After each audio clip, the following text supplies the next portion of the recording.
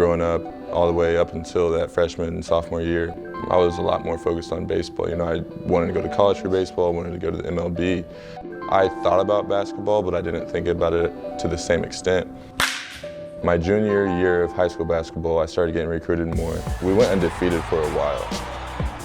And so I was putting up good numbers, and my friends and teammates were putting up good numbers. So it was hard to not notice us, because a couple of my guys played on the AAU circuit. And so they're great players, you know, we were having fun. And I think that really helped me get noticed, because I was a part of a winning team and doing well.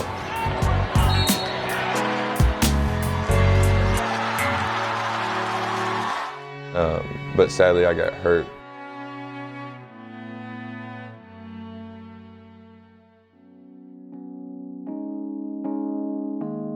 From my parents, you know, whenever I was a little kid, they put me in a lot of different sports, you know, soccer, football, baseball, basketball, just to kind of get myself out there and to help me choose what I wanted to do. They didn't really force anything on me. And I'd say the first time that I really decided that I was ready for just to solely focus on basketball, I was in my freshman, sophomore year of high school. And growing up, I played it, and I was really more serious with baseball. I absolutely think there's a benefit to recruiting multi-sport athletes. I mean, you know, you get to see Mason out on the basketball floor, and maybe you don't get to see some of his explosion from point A to point B because he's in the post quite a bit. But then you go watch his baseball game and you see him hit that ball, and you see him take off to first or round first and get to second, and you see those bursts of speed. You know, all of that stuff absolutely translates from one sport to another. But with Mason, you know, the competitive piece, that's the piece that no matter what sport he played, he always had and just magnifies each and every day with him. And then once I started getting a little bit bigger and better and liking basketball more, I kind of just flipped over to basketball, and it really was just a role reversal. Thank my parents for not forcing me to stay with baseball or force me to stay with basketball. So that helped me choose myself and make me feel good about my decision. From day one, you know, Coach Painter said, hey, this is my kind of guy. He fits everything that Purdue is about. He plays hard, he's gritty, he's tough, he's got a good IQ, and he's skilled. But sadly, I got hurt. I got hurt my first game of my junior summer. I don't have very many videos or highlights of myself playing, but of course I have a video of the sole play. I'm on the right side of the court at the top of the key, and I drive to the middle of the basket and take a floater off my left foot. And I jump off my left foot, shoot a floater, and I come down, and I kind of get nudged off balance, but it's nothing crazy, it's just a little noticeable. And I came down, left foot, I think first, and then my right foot came down. And you can just see my knee go in just a little bit.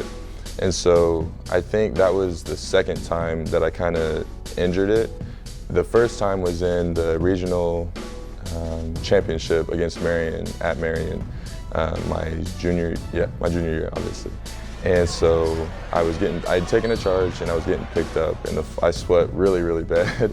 And so the floor was really sweaty, and they picked me up, and my foot slipped out. And I kind of felt it then, so I don't know for sure, but I just usually say both of those things, because I think that the combination of the two ended up creating my injury.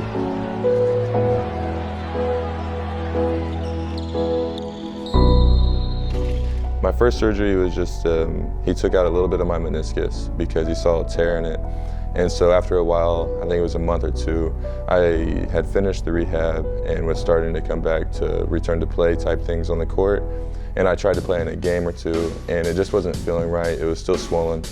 Again, you know, Mason was a guy that Coach Painter identified early. So when he gets hurt and can't play, I mean, there's never a doubt in our minds that we feel once healthy, he's going to be a really productive player.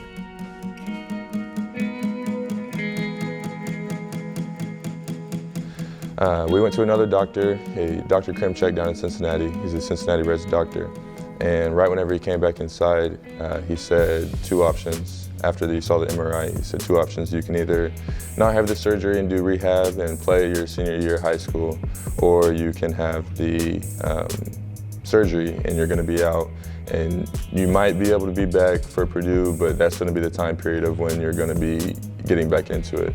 And so I had to take the long-term option. You know, it was very, very tough at first and the whole time of my senior year. But I knew that the long-term option would be better for my future. So at that point, you know, Coach Painter and the staff, we just kind of talked to him about, okay, here, moving forward, what is going to be the plan? So you're going to have surgery when? Well, we would like to loop our doctors into this equation. And then, you know, you loop Chad Young into the equation, our trainer, and we just kind of monitor everything that he's doing, you know, from the surgery till the day he arrives on campus. Missing 1 year, you know, it was tough. But looking back on it, where I'm at now, I wouldn't have made a different decision. You know, whenever my mom heard the news, she started crying because she knew what we had been working for and what was potentially at stake. And I just told her that it could be a lot worse. You know, other people are in tough situations, and this is just a knee surgery. If I come back from it, great. If I don't, there's other things to life. But at the time, like when I heard it, I was like, I got this, like we can do it, it's gonna take forever, and it did take forever. It was miserable a lot of times in the middle of it, but looking back on it, it was all worth it.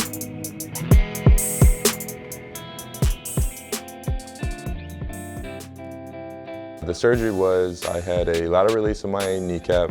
That's where they just cut a couple muscles, I'm pretty sure, to make the alignment of it in a better area.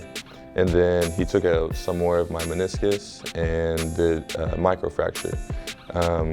I'm not entirely sure which bone he drew a couple holes into, but I knew that the microfracture is to help cells regrow and have better cartilage in that area. And so a couple weeks after that, we had a series of PRP and stem cells injected into my knee. And that was probably one of the more painful things that I had ever done, because they had to extract some bone marrow out of my hip, and that was really, really bad. But obviously, like, it's paying off and it's helping. So I was happy that I trusted them and I listened to them to a T.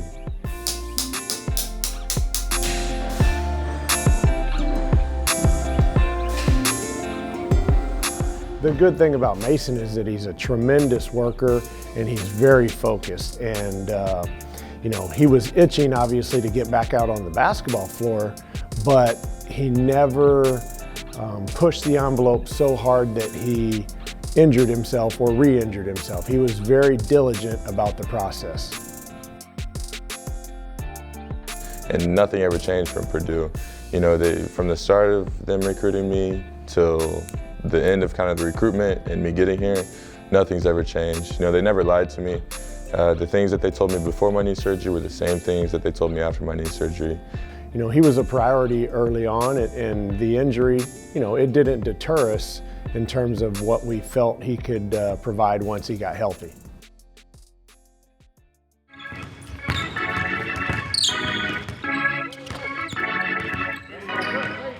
Well, when Mason arrived on campus, you know, he hadn't played in, boy, probably 18 to maybe even a little bit longer, you know, or so months. So he felt like he was a little bit behind, but he always competed every single day in practice and gave his effort. It never wavered. So when the season rolls around, you know, every freshman thinks that they're going to walk in and start. That's just kind of the way it is.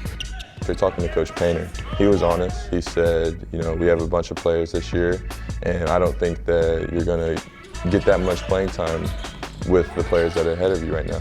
So I think the best option would be to redshirt you. And at first I was taken aback because I wasn't ever really expecting a redshirt. I didn't ever really believe that I was going to redshirt. You know, just the competitive spirit. I thought that I had the chance and the capability of eventually fighting for a spot. And, you know, he was honest with me. He told me everything, like he brought out numbers, different guys' names, how he wanted the year to go, how he thought the year would go. I was okay with that because he was honest with me, and he told me that if I did this, just like how I handled my knee surgery, I'm just setting myself up for the future. Mason is also a very logical and rational thinker. So when we broached the subject of redshirting, I think that it took a little bit of time to set in, but he knew that for the long picture, that it would be best for him because he's going to have a very productive 4 years. Bounce out. That back to him. You did your job. You know, it was like truly just a year that you needed. You might not have been completely ready, but that didn't mean that you were a bad player by any means. You just weren't ready, simply. And the year is very short, again, in the long term of things. So when Mason decided to redshirt, you know, one of the next steps is obviously to identify some goals and things that he needs to work on. And as I alluded to earlier, when he played in high school or when he played in AAU, he was thrust into the post quite a bit. So one of our big goals was to, you know, improve his outside skills and his guard skills. So particularly just being able to become a really good three-point shooter, being able to handle the ball, being able to pass the ball and guard on the perimeter. Get it, Mace. Get it. Here we go. Go. Rebound. Come on, man. Yeah, Mace. Mason Gillis, the redshirt freshman out of Newcastle, playing in a competitive basketball game for the first time in 985 days. Yeah, I forgot what it felt like, to be honest, to walk on the court and to really play against live competition. I never really get nervous for games, but that game I was definitely nervous. You know, all the work I had put in, I knew I had put it in, but it had just been so long and like such a new experience getting out on the court for the first time. Stefanovic top of the key, Mason Gillis, he will shoot a three, he banked it in! Mason Gillis banks in a three from the top of the key. The bank is open, but we will take it. That's a nice moment for Mason to get his first bucket of his career. And there were so many nerves, you know, I was anxious, I was juiced up, anything you want to name it. You know, I was just ready to go. Down low to Gillis, now to Ivy from the right elbow, pull up jump shot, good. Once I was kind of in the groove, it felt amazing. You know, it hurts something that you really love getting taken away from you, but once it finally comes back, it's a great feeling. Really high basketball IQ play there by Mason Gillis, just finding the opening in the zone, and then a great pass to Sasha Stefanovic in the corner. As Mason Gillis makes a three from the high left wing. Starting at forward, a 6'6" freshman from Newcastle, Indiana, number 0, Mason Gillis. Well, Mason kind of came into a perfect storm because our team lacked a little bit of toughness. We maybe didn't play quite as hard as maybe some teams in the past, and obviously that is Mason's forte. He plays hard, he competes, he lays on the line, he's a team guy. So he just willed himself and worked himself into the starting lineup. It wasn't like anyone did anything wrong. It's more that Mason, you know, he just took it. Yeah, I'd say the combination of basketball being taken away and redshirting put a huge chip on my shoulder. You know, sometimes whenever I'm tired or like I don't want to do something in basketball, I just think about when I couldn't do it and how I felt and what I wanted to do at that time. And now I have the chance and I'm capable to do it. And so I don't ever really want it taken from me again. But when you play hard, you can lead by example. And I certainly think that he fits that bill 100%. And Mason Gillis, he's Matt Painter's. I mean, Purdue always seems to have at least one or two of these guys, whatever you want to call them, glue guys, hustle guys, effort players. Mason is maybe more skilled than just that. You know, Mason, you know, and we've talked a lot about his competitiveness. And obviously that's a huge intangible for him to have. But as good a competitor he is, he's an even better teammate. I mean, the guys like him, they love to compete against him, and win or lose, he's always there for them. You know, we have a lot of younger guys on this current team who really care about Purdue basketball, and I would think that Mason is at the top of the list. Whenever I was playing baseball, I never really thought that I was going to be on a Big Ten basketball team. And so looking on that now, like, it kind of like I had to take a deep breath, honestly, because I've worked so hard for it, and I know I deserve to be here. But it's still sometimes hard to believe that I'm actually here, I'm starting. You know, it's just a lot of hard work and dedication. Instead, Gillis on the outside, drills the three, and a monster shot by the freshman.